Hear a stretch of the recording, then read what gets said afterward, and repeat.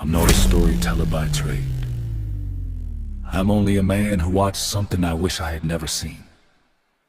In our village of Elasa, where the evenings smelled of firewood and palm oil, and laughter used to travel faster than gossip, there once lived two young men whose friendship was the envy of everyone who knew them. They moved like one shadow split into two bodies. Where one was seen, the other was expected. Where one ate, the other was fed. It was not the kind of friendship people question. It was the kind they trusted without thinking. The kind that made mothers sleep peacefully at night, believing their sons were safe because they were not alone. One of them was strong in body and soft in spirit.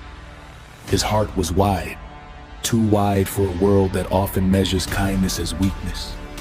The other was clever, observant, always smiling in a way that made people comfortable enough not to look deeper. But I looked, not because I was wiser, but because I was quieter. Silence has a way of revealing what noise hides from the beginning. There was something uneven about them. It was not obvious, not the kind of imbalance that draws attention. It was subtle, like a calabash with a small crack. It still holds water, but not for long.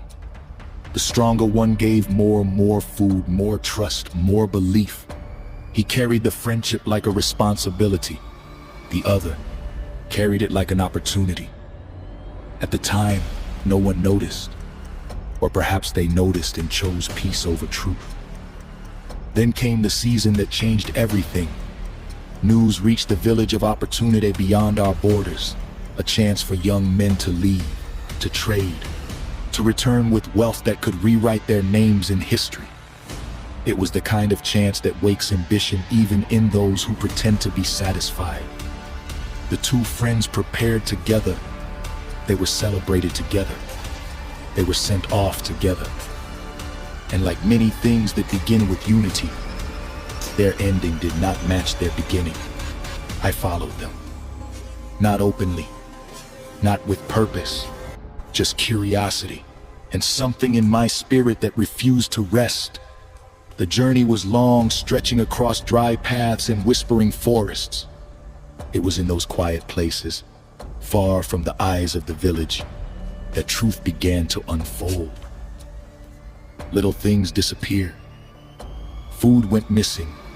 Money could not be accounted for. Blame was thrown into the air like dust settling nowhere, attaching to no one. But I saw hands move in the dark when they believed no one was watching. I saw eyes that stayed open long after others slept. I saw satisfaction where there should have been concern. Still, I said nothing.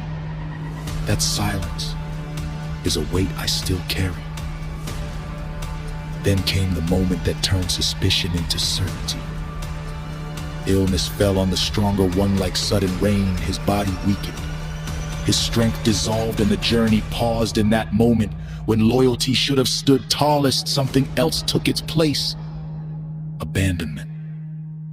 Before the sun rose, before hope could gather itself, the one who was trusted most took what remained of their shared wealth and left.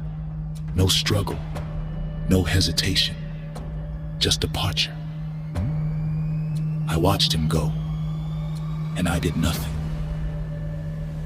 By the time morning arrived, the truth was already old. The one who remained did not understand immediately. Confusion came first, then realization, and then a silence deeper than anything I had ever witnessed.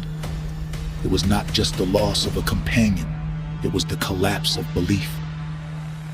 I stepped forward then, too late to prevent, just early enough to save. I helped him recover, carried him when his body refused to cooperate, fed him when hunger became dangerous. Watched his life return slowly, but something inside him did not. Trust, once broken, does not heal the way flesh does. It leaves a permanent limp in the soul. We returned home, but not as we had left. He came back lighter in possessions, heavier in spirit. The village, as villages do, filled in the gaps with assumptions. They did not see betrayal, they saw failure. And he allowed them to believe it. Meanwhile, the one who left arrived at his destination and built a life from what was never truly his wealth. Came recognition, followed titles were given. Respect was demanded and received. From a distance, it looked like success. Up close, it was something else entirely. Years passed. Time, that patient observer, allowed both men to settle into their new realities, one into quiet survival, the other into loud achievement, until the day both worlds collided again. The betrayer returned to the village, not quietly. With noise, with display, with the kind of entrance designed to rewrite memory. People celebrated him. They welcomed him. They admired what he had become. They did not ask the questions that matter. They did not look for the missing pieces in his story. And when he stood before the one he had abandoned, I watched carefully. Because that moment held more truth than all the years before it. There was no confrontation, no exposure, no revenge, only restraint.